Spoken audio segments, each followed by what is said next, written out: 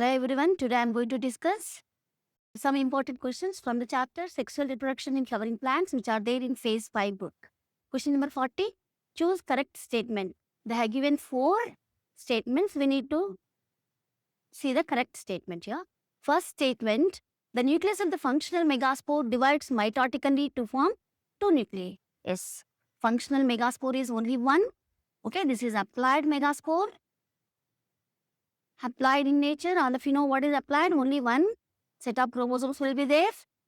This undergoes mitosis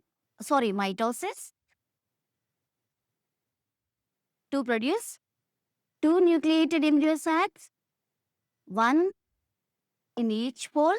Okay, this is 2 nucleated embryo sac. So, this option is correct.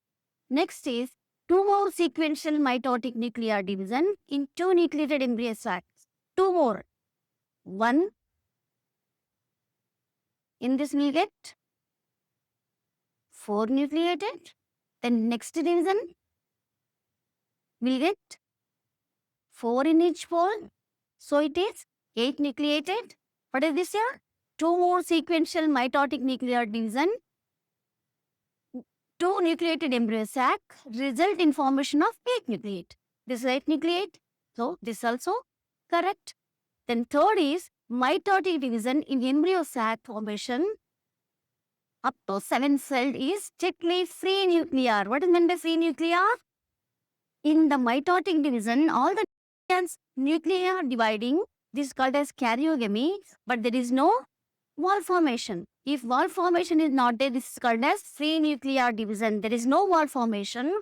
All the nuclei are dividing, but walls are not forming. In here, after formation, there 3 cells go to one